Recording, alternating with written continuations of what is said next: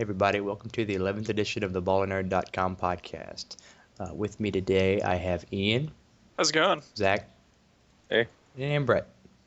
Hello. Uh, First off today, I want just hello, Moto. First off, I want to jump into make sure you check us out and check our website out. We still got lots of posts coming here and there. Every 2 or 3 a day. News. It could be news, reviews, guides, tips, exploits, whatever. Cool stuff. Check us out on YouTube. Got lots of cool videos coming up on there soon. And Twitch. We stream on there regularly. So come watch us, have a chat with us, and have some cool stuff. Thumbs up this video too, and like us and follow us. Mhm. Because we love you. First off this week, let's talk a little bit about League. This past week in League of Legends, Draven got released, a new patch with all the changes to certain champions and such. And Draven was the new, he's Darius' brother, so he's, minus the whole cutting people in half thing, he's, Pretty broken. well, like Darius cuts people in half in 2 hits. And Zach is the AD carry for his League of Legends team that that is featured on BallerNerd.com. Riders of Brohan. Yes, Brohan. So what do you think about him, Zach? I think he has the potential to be very strong. He has a unusual skill cap, I think, compared to the rest. Like normally the skill cap in this game is skill shots and lining it up correctly and predicting movement. This guy is more of planning your route of where you're going. He's probably the most mobile, or he's not the most mobile AD, but he's one of the only ADs where mobility is essential for him to output damage. So as you're using his little blade throwing ability, it goes along a path that is either, if you're standing still, it just goes either to the left or right of you, but if you're moving, then it follows the path and travels somewhere along that path. So if you want to optimize his damage, you're going to have to follow that pathing. Or you're going to have to know where you're going and be able to catch that thing every time while not dying and getting yourself out of position and into a terrible spot. That's what's really going to be the challenge with that guy. Yep. And of course, he also has a his kit has the spinning axes that you have to move to catch. That Zach mentioned. He has a slow. He has a knock aside, the stand aside thing. He pushes them out of the way. And his ultimate is a possible global ultimate. It basically flies until he calls it back or hits a champion. So it's got some potential there for crazy things, like some wombo combos and stuff like that.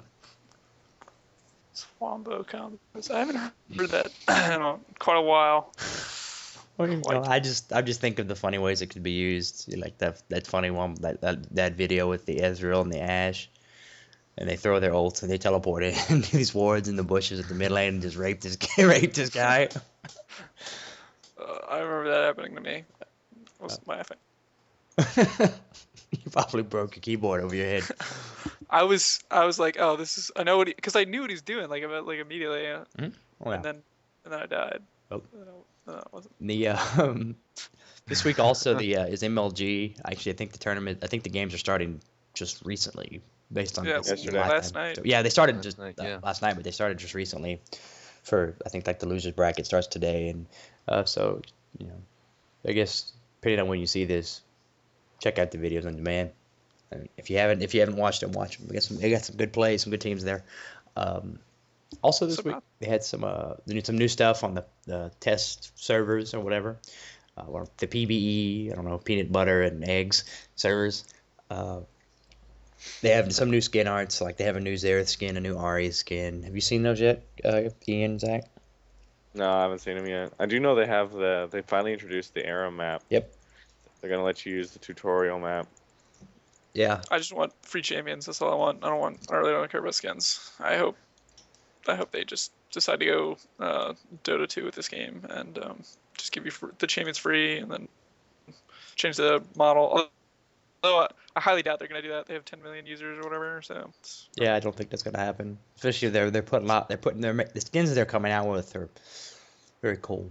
The one that's coming out, I might buy the Xerath one. Xerath's one of my favorite mids. Just 'cause- Oh yeah, the molten one, right? yeah, I'm the Molten one. I think Okay, it I says saw that. Ironforge Xerath or whatever, but Yeah, something like I'm that. like, I know what really? you're talking Is about. it dwarf? Ironforge. No, it's just he got metal That'd be armor. hilarious. It looks like Xerath and Brand put together. That's what it looks like, but it's pretty. That's dumb.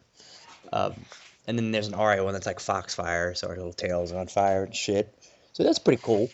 And then, but they do have the all random all mid map on that they're gonna put in for custom games, which is gonna be interesting. Another big thing in League is somebody has been pressing Morello a lot, the lead champion designer, and apparently the stealth rework is getting pretty close to done. Yep. Yeah, I saw that too. For So hopefully there won't be like bottom tier and then Evelyn tier anymore. Well, you do realize that like that means that Evelyn's coming back into the fold, and you're gonna have to play more games with her. No. Yes. if they fix her, that's like probably the goal to make her useful, make her. Oh no, they just need to take her out of the game. Like that'd be fixing her. All right. Also, there was one part which is, I don't know, I just saw it right, like literally 15 minutes before we started recording this. There was some new summoner spell on the public test server. It's called Barrier. It's literally that. It's just a shield that absorbs like 100 through like 550 damage based on your champion level. Hmm. So I don't know if that's all. If that, but it said that like the supported maps or whatever was custom only. So maybe it's for the new map. Could be. The new little. What is heal? Heal's like what, 300? I don't know. The actual Zach, number. Zach, you should know. Without the Off the top of my head, I think where- it heals 275 at level 1. But 500. it scales. Yeah. No way 500 on level 1. It's No, just 500 for that shield though. So if that scales, then They said it's based off of armor. I don't think it heals 500 on level 1. No. It's like 100 something through like 500.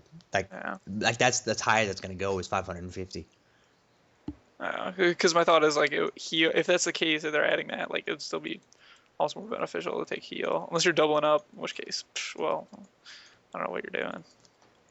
Some guy running around barrier heal. Garen with like shield and heal. What are you gonna Be do? better, be worse than the guys running, Night heal like some in these random normal modes I play. Yeah. Vladimir running the Ignite heal. Anybody I've seen Tristan's running Night heal and just shit on people. AP Tristana too, probably. I don't remember what it was. I got raged by that when we played Curse. And they've been also a side note. They've been nerfing the crap out of AP Kog'Maw just because he's been played so much, and all the pros are like, "This guy's broken, fix him." Like this most recent patch, they nerfed his the damage to champions of his living artillery, which is the main reason you play AP Kog'Maw, and then I think I saw some unofficial patch notes saying something along the lines of it's the mana cost is going up from like 400 after the first shot to like, or it's going up to like 400 after the first shot. So they're trying to make it so you can only do like 2 or 3 and you're just completely out of mana. Yeah. What do you guys think about League of Legends champion balance like as a whole? What are your thoughts on that? They introduced a lot of champions really quickly. So, honestly, there's a balance, but the balance is between the most powerful champions. Like, there's a reason you don't take Evelyn into rank. There's a reason you usually don't take like characters like LeBlanc into rank, just because there's other characters that outclass them. But if you look at all the top tier champions, then it all comes down to player skill. Well, do you think they should do something kind of like WoW and PTR the champions and get them balanced before they put them in the game? Well, I think what they're doing, honestly, yeah, I think they should, but they're really community driven. Riot is, and since the community isn't really saying, "Hey, you guys need to slow down producing content," they're never ever going to do that. I think a lot of people like having new content every 2 weeks. Yeah. See, that's one of the factors that like really just like inhibits me playing that game, because it's just like, well, if I don't want to play for like 2 weeks, I'm just not gonna play for 2 weeks, and I come back, then there's like a 3 set of champions that are just like OP, and then I have to learn their abilities. It's just kind of like, It's not really fun because then there's a huge learning curve. But that's just me. So Well, I'd say there is a learning curve, but it's not as drastic as you make it out to seem. I mean, the odds you have to have the champion has to be in the game first of all, and then there's only 4 abilities there, or 5 you can include their passive. And I mean, maybe that'll come to that because with like Draven, they introduced that his mechanic, which is pretty unique. So maybe they'll be introducing these crazy mechanics. But for the most part, it's the basic core things are still kind of there. It's not like not playing a game for like a year, like WoW, and then coming back. WoW's easy to just like bind everything to a macro, win. Or play an arcane mage. Bam. Well, yeah. Professional level. Though I think they're changing arcane in the next stuff. But moving on from League of Legends, talk about WoW. This week, they came out with a pretty major thing. I think it actually might have been last week, but I didn't catch it. They're making a change to the arenas, which is pretty major. That's going to make the whole system, the way arenas are played, are going to be completely different. Basically, when you do an arena, if it's 2v2, 3v3, 5v5, whatever, it doesn't matter. You get in there. Obviously, you're matched with another 5v5 or 3v3 or 2v2, whatever your team size is, but you don't know anything else about them. You know the map. That's it. You get in, the gates open. The only way you could tell is if you have like an add-on, or the enemy frames. Sometimes they'll show a pet, which is kind of weird. Like they'll show like a ghoul, so it's a death knight on the other team, or like a hunter pet. So you're like, okay, so it's a hunter and something else. But you don't know anything else. So sometimes the stealth classes will have like the element of surprise on you. Even like a mage will invis right before the match starts. So it could be like a mage and a druid, and you have no idea until they come out of stealth. But what they're changing is they're making it so you basically know who you're fighting during the pre-match setup. So it'll say you're fighting an arcane mage, a subtlety rogue, and a discipline priest. That's all it'll say. You can't see what their specific talents or their glyphs are, obviously, but you know the classes you're fighting in that 45-second prep time. So some people I've talked to say it's a good change. Some people say it's a bad change. I'm indifferent because it's a WoW PvP. It's an arena. I don't really enjoy arenas that much. I kind of did that. There's no opportunity to switch gear once you're already in there. So, or is there? Yeah, you should be able to change gear. In the prep time, you're able to change gear, change spec, all that good stuff. See, that seems to me like if you know what you're going up against. I don't know if they're going to still let you change specs, though. I don't know how that'll work with the system. If it says, okay, you're against an arcane mage, and you say, okay, just rape the arcane mage, and he changes to frost. If it doesn't change, it's... I don't know. Yeah, you can change your gear, and I think it just gives you a mental, you can kind of play the match out in your head based on what your comp is, especially if it's anything higher than a 2v2. 2v2s are just kind of zerg, kill, switch targets, kill, mana burn, kill. Yeah. Kite, kill. Yeah. Whereas there's a little bit more strategy involved when you add more players into it. Brett, I know you've played, I think even when you came back, started playing, you played a little bit of arenas. What do you think about that change? I think it's gonna be a really good change, considering when you had stealthies that you were against. If you had double stealth, you didn't know anything about them, and you pretty much got bursted down in the first couple of seconds because it was just a surprise when you see something completely weird, like a boomkin and a fire mage. It's just completely random. You're so it's unpredictable. It's really hard to counter. Yeah, it's a lot of those cheese classes, a lot of those little cheese comps that catch you off guard. They catch your healer derping away on his mount, and if you run up there, you run the wrong way, and the healer runs the other way, and he's dead. So those comps are literally, that's all they're made for. I mean, granted, you still can't see where they are stealth, but at least it's a rogue. If it's a rogue feral druid, you say, okay, they're obviously going to pop out and burst us. Whereas, a balanced druid or a resto druid will probably just pop out and cyclone you, and just while the other class gets bursted down. Obviously the resto druid is going to pop out in cat form and start, scratching you, because that does no damage. but I think it's pretty influential to that. Also, they released some videos of the level 90 talents, so go check those out. We'll probably have some articles up on ballnerd.com about it. The talents are out, I've been out for a while, but they released some videos on the Mr. Pandaria beta about what they look like. A lot of them are pretty much the same Retoolings. As what you would expect. Like the warrior ones, they have like a stormbolt, which is literally to throw a stun.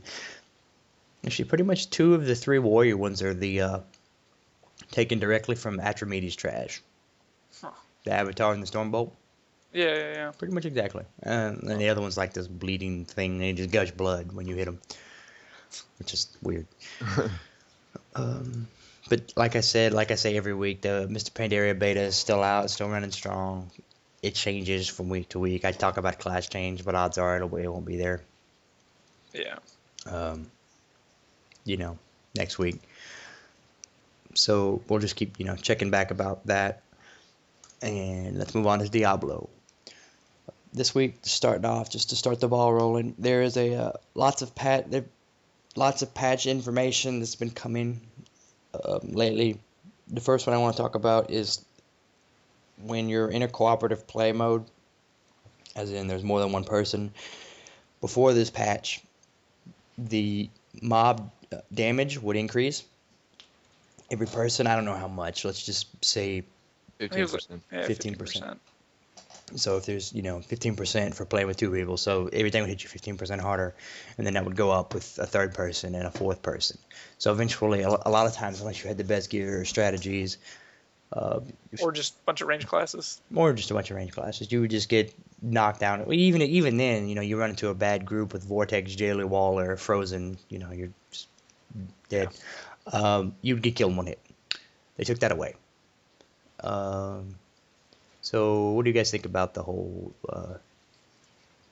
that aspect? I really wonder, because I'm flirting Act 2 Inferno, mainly just gear wise, but I'm Act 3, and I just don't understand their philosophy behind it, because if they're trying to get like a great deal of longevity out of this game, it seems to me like that's going to come with the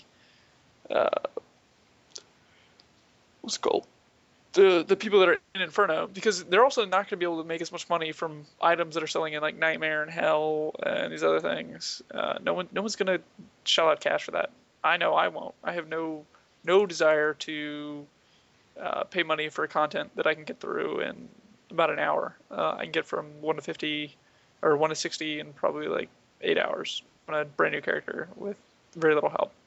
It's kind of silly. So it definitely seems like any longevity of this game is going to come from the level 60 like arena, and if they're just going to make it like easier, it doesn't really seem like they're going to be able to get that. I don't know. That's where I'm at with that. Yeah. What do you think, Brett, about the damage nerf? I think they shouldn't have taken it completely out. I think they should have brought it down a little bit, maybe 5% for each new person, because the 15% from one person is doable.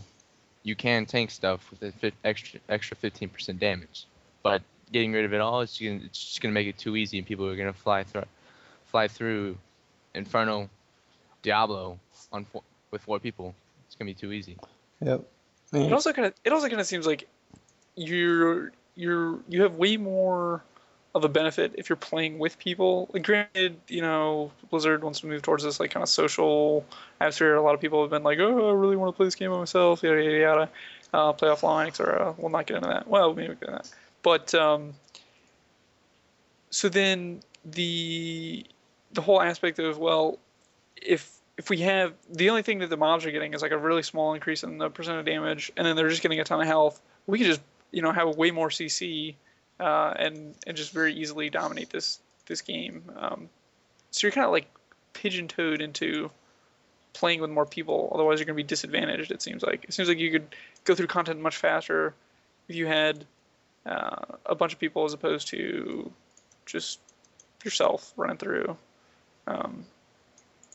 Because I know playing with like 2 demon hunters and a wizard, we basically have 2 demon hunters just spamming traps, and with the 2 traps spamming, we can like lock down pretty much any enemy and just do fine. And I'll just kite with a wizard, use wormhole on my teleporting, and there's nothing any of those mobs can do. I mean, we've run into maybe one pack that we couldn't deal with.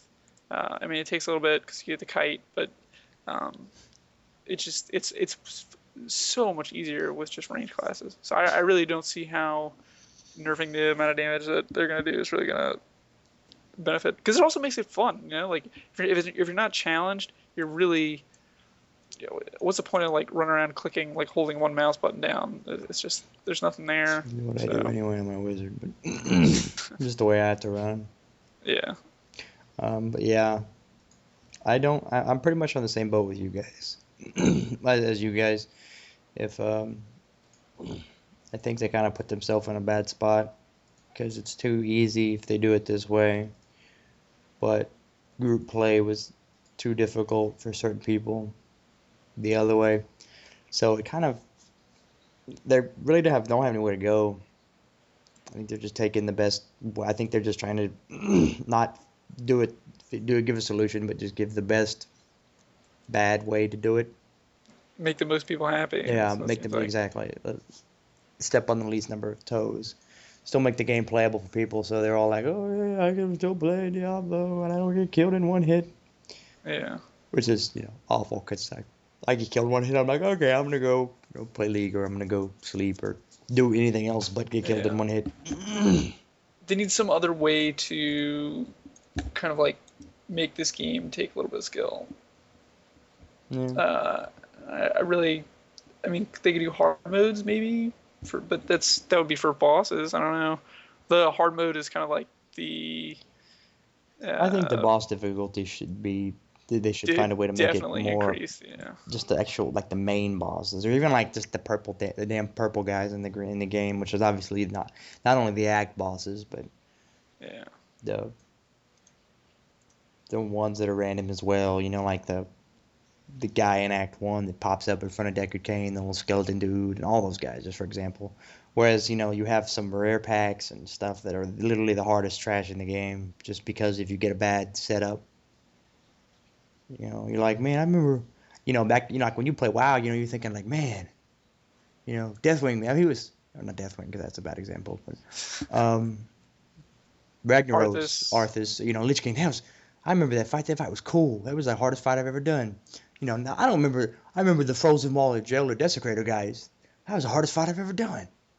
Yeah, exactly. Whereas it's like, oh, and then what'd you do? Oh, we killed Diablo in, one try. Yeah. On Inferno. Because we had somebody run around and res people constantly, so we could just, breeze through the content. Just like, well, yep. It's not really one of the things they are doing though, however, I guess to add to this kind of like longevity aspect that I was thinking about, they are increasing the, I guess, kind of like cost of death for people with level 60 gear, and they're thinking about increasing it like 4 or 5 times. 4 to 6 times is what I saw, yeah. Yeah, and so that would definitely like make it so you have to. It's kind of like skill caps you a little bit. You have to just like not die, otherwise it's going to cost you an arm and a leg, and you have to spend more time farming, which I kind of agree with. I think what you'll see is just an uptick in the amount of invulnerable gear or whatever, the stuff that doesn't take durability loss, but that'll just make that stuff more valuable. But the whole rest of the aspect is just terrible. But we already talked about that. Well, I think it's kind of, they're kind of screwing them. They're kind of doing contradicting things. They're making content easier for group play, but they're increasing the res cost. So, like, I've played with 3 to 4 people in Inferno, and you die a pretty good amount of times. But when they reduce the damage that everything does, we're just literally going to walk through, and everything's just going to die. Not because it's going to have, still have the same high health. So we'll take about the same time, but at the same time, we're going to get better gear. Our gear will scale. Whereas the mobs in that current act won't scale. They will to act 3 and 4, but they won't. We will. This promotes less dying, but I guess maybe the people corpse running or not corpse running, but just running in there, just blowing Leapfrogging. blowing their all their cooldowns and dying. Like I that's how I had to do a couple packs. I would just run in and drop my Hydra and Blizzard and let my Blizzard freeze them, and my Hydra they would die in the puddles because I couldn't kill them. Yeah. I had to do it 2 or 3 times real quick. So situations like that, it would mess you up pretty bad. I mean, they were thinking about increasing the res timer too, but I guess they decided it would be too stupid to just kind of wait there for a minute. It already gets pretty long. It can get pretty long. Not pretty long, but considering it's a death timer, you're just sitting there waiting. Yeah. For a game like this, for an action game. Yeah, I don't want to get up and go. I don't want to have to get up and go make a sandwich and then come back. Like I can play the game again. Like cool. a 55-minute League of Legends game, Yeah. Also, they're doing something with the Nephilim stacks as well. What are they doing? Once you have a 5 stack, every blue trash mob that you run into, your blue bosses, they are guaranteed to drop 1 gold if you have 5 stacks. One gold, 1 rare item. You mean? Yeah, 1 rare Like item. 1 gold. I'm like, really? That's it? Yeah, I know they did change something about the amount of loot. There was some number somewhere. I don't remember. I can't find it particularly where it was. But I do remember seeing something about. I'm trying to remember what it was. Probably to reduce because if I had to guess, they're also going to nerf all those treasure goblins.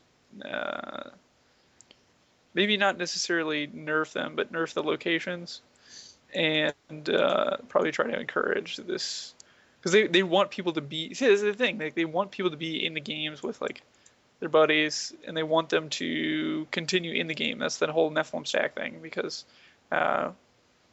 Yep.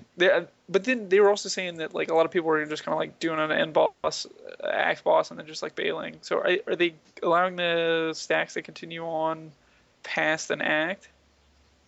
I don't think so.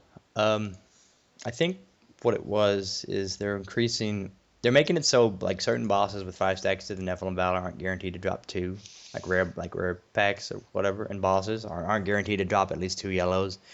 But they're making it so like the other ones, like the lower, like Brett said, the blue packs and stuff are guaranteed to drop them. So I guess it encourages still farming. They're trying to keep you from not just going in like doing a butcher run. You go in, you go to the graveyard area and you get your 5 stacks, and then you teleport to the butcher and you go kill the butcher. Yeah. Which I haven't farmed enough of Inferno to really tell you how that works. Yeah. It's pretty easy. I basically just go to like near the end of Inferno, and I'll have it minimum 4 stacks, and it seems to be just as good because I'll run with one of my mage. I can run with like 150 Magic Find gear, so that puts me well over 180. And with everybody else's stacks, it bounces out, and so I'm getting about the same amount of gear. The trade-offs are the minimal. Because really, like, what are you getting with an extra like 5% Magic Find? No. So Could be that legendary, dude. could be that Never know. legendary. That Too bad doesn't sell for legendaries are shit. bad. But they're also planning to fix the legendaries. It's not in this patch. It's going to be in the PvP patch apparently. Do you think they're making them so that basically like when you go to the auction house and you look for an item, like you're just gonna see like 3 or 4 pages of legendaries No. before you see yellows? No, I don't think that's. Well, it that depends should on how be- you search the auction house. If you do it by the highest price, probably. But if you do it by your item, if you go set it like when I search like for my items, I only set for the actual things I want. I don't want to find a one-handed weapon with strength on, or with strength and dex and resistance on it. I don't care about that shit. I want intelligence and attack speed and crit damage and a crit hit or whatever and all that stuff. I set my filters before I search for most things, so maybe. But I do think the legendary fix needs to come. So it makes it memorable. Yeah, right? exactly. Because it's so you make it an experience that you remember. You remember the first time you got. I remember playing Diablo 2 in the first time. I had, there's like I got a Titan's Javelin, the little ones that refreshed. I remember getting Storm Shields and the Paladin Legendary Shield, or whatever it was. I remember, oh my God, this is so cool. Not, oh, this is a perfect rare because it's got the highest % block on it. And what's the name of it? Oh, I have no idea. It's just some random name. Just some blue I picked up. Yeah. Well, I agree with that to an extent. I definitely kind of like the idea. I do like the idea of having just kind of like randomly bumping into some of the like best gear in the game by chance. Kind of. I mean, yeah. Never mind. Just forget what I said. I think you're right. Because the whole memorable aspect is going to be one of the things that like allows this game to have some sort of longevity.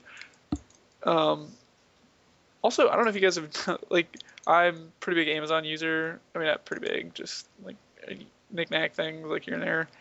The reviews on Amazon have just been brutal against this game. Brutal. I mean, it's got more 1-star reviews than it has than any other thing. And you have to remember, like there's always gonna be a vocal minority that dislikes the game. Sneaky bastard. It's like Inferno's too hard. Because I'm pretty sure we were like that before, but we didn't just go out and say it. But it seems like if you have a bad experience, it sticks with your mind more than if you have a good one. So, man, this game sucks balls. When you go to review sites for any type of thing, it could be a product that you buy, a service such as like a limo service. It could be a restaurant. It could be a bar. It doesn't matter. You go to anything, and more often than not, the people who will voice their opinions are the people who had bad experiences. You won't have, very rarely do you have, oh my God, this is the best thing ever. Because if they're, this is the best thing ever, they're spending their time using the best thing ever. That's how it is with a lot of things. Like when I go on apartment shopping, I look at the reviews on sites, and all you see is the negative shit. I mean, hell, the old apartment I had, it was an awesome apartment. I had no problems, but I went to read the reviews for that one, and people were getting robbed at gunpoint, allegedly. And I've never seen anybody there suspicious at this old apartment I was at. So just take it with a grain of salt with the reviews. But, I guess it does say something about this game getting so many negative reviews to an extent. Yeah. It seems like mostly legacy players from the reviews I was reading. I was like, oh, this is nothing like Diablo 2. I'm going to go cry. So guys sit on the porch. Nostalgia goggles, that's what's... Back in my day, Legendary was good. That's all I can say is nostalgia goggles. We see the Hydro Bow drop, it was gold. We'd be like, ooh, I know what that is. Ooh, instantly. Now you see it's a yellow bow. I wonder what it's called. I have no idea. I've been using it for 3 months. I have no idea what the name is. It kills me. What else are they changing in Diablo? They're nerfing Tyrael in Act 4 because apparently he was too strong. Yeah. Auto attacks for 40k each. Yeah. Hey, he's stronger than we are. Oh, you use kite and just let Tyrael kill stuff. It's great. Yeah. But apparently now he does like 2k hits or something. Now he's like a follower, a very, very bad follower. Mm-hmm. He should just be like the hype man. He's just chasing you around. He walks in. What's up, son? You see me rolling.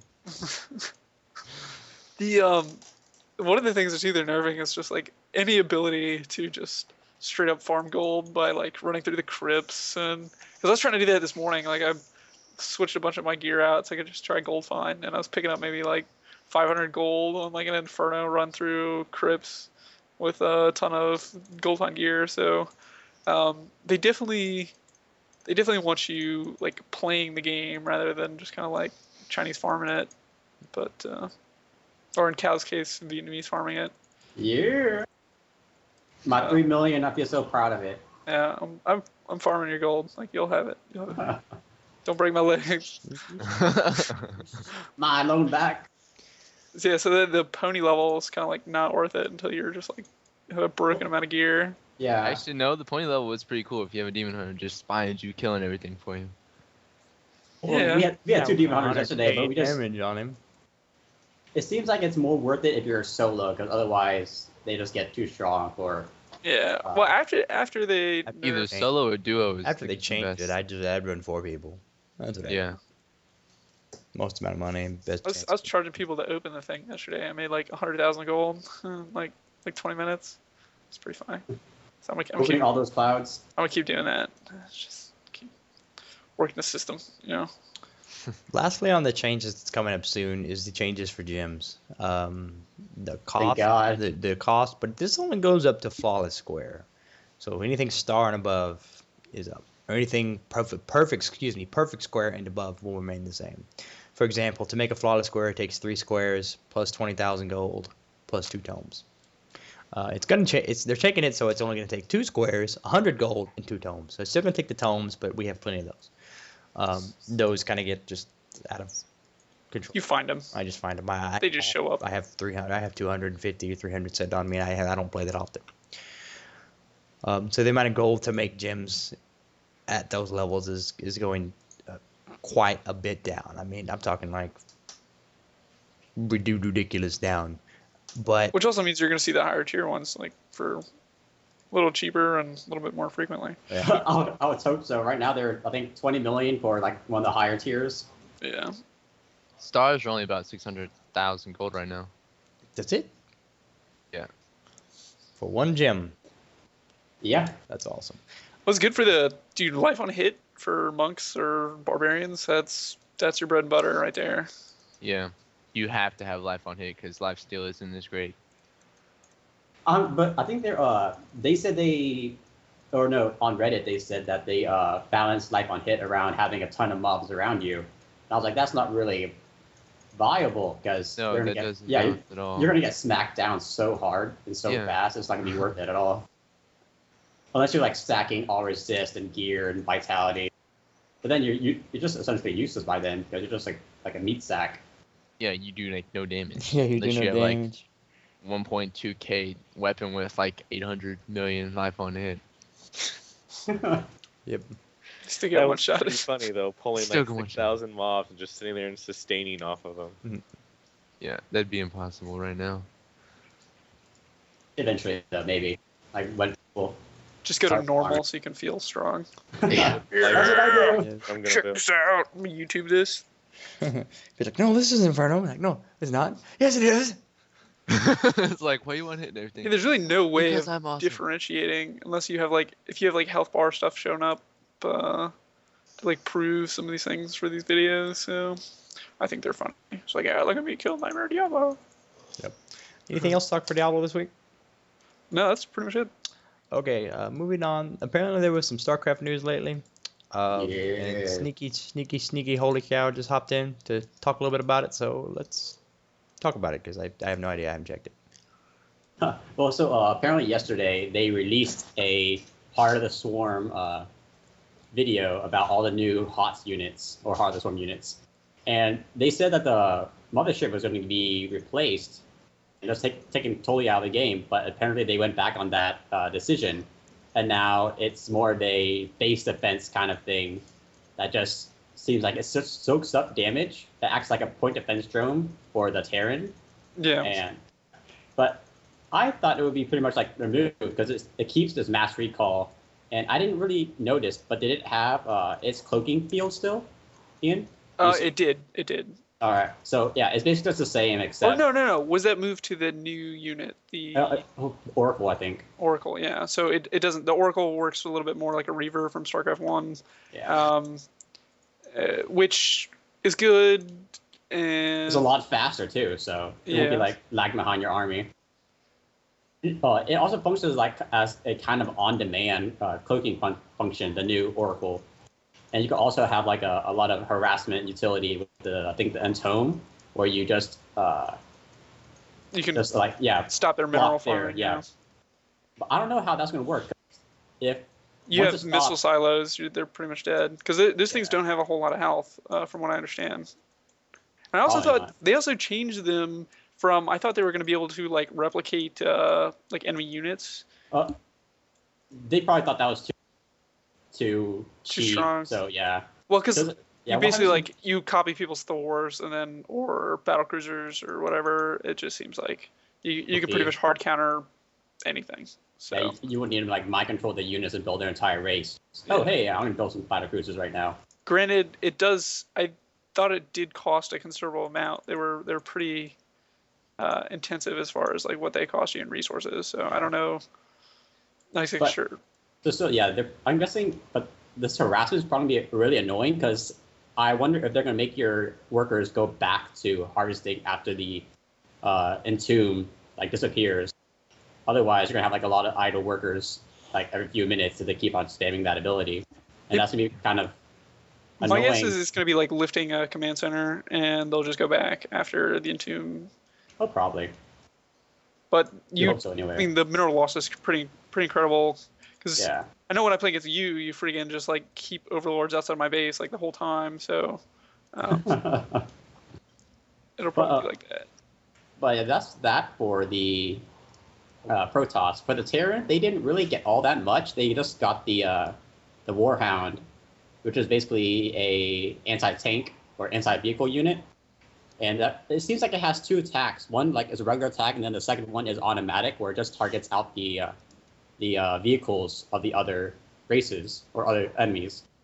So it seems like it would be a kind of a go-to unit for the siege tanks and Thors that you really often see in TVT. Doors here. Yeah. But other than that, they didn't really get that much. They just got another Hellion transformation into a fire bat, basically. And that didn't really seem all that... all that exciting. They Yeah. took out the Shredder, which... I was sad. Well, I think the reason is that people were just like, they were able to destroy people's mineral lines just And- instantly. And because And no there's reaction no... It was those damn turtles. They killed Shredder. I see what you did there. It's clever. Yeah. I It's all understand. clever, the you reference. sir.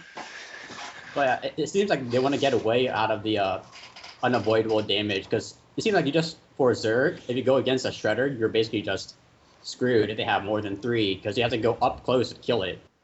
And that seems kind of overpowered.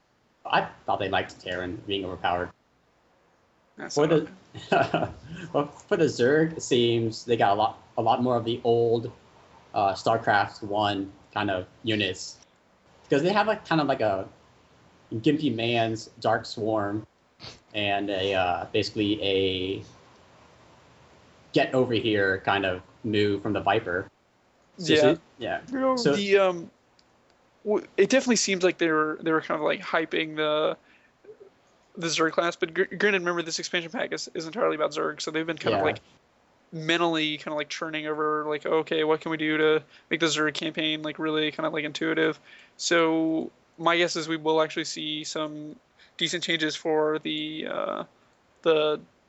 Protoss. Well, Protoss is pretty set, I think. I think it's just like kind of Yeah. Terran that's like lagging behind, and we'll see a little bit better Terran stuff probably in the right before the game comes out. Because I if I had to guess, they're probably not done yet. No. Well, it seems like for the first game, since it was mainly Terran based for the campaign, that the Terran was kind of overpowered compared to the other two races. Now maybe it's Zerg's time to shine. And the last expansion will be Protoss. They get everything splash. Yeah. Just like But- every unit you summon is an Archon. Diablo 3 Archon, basically. Hey. Oh, wait. That'd be cool.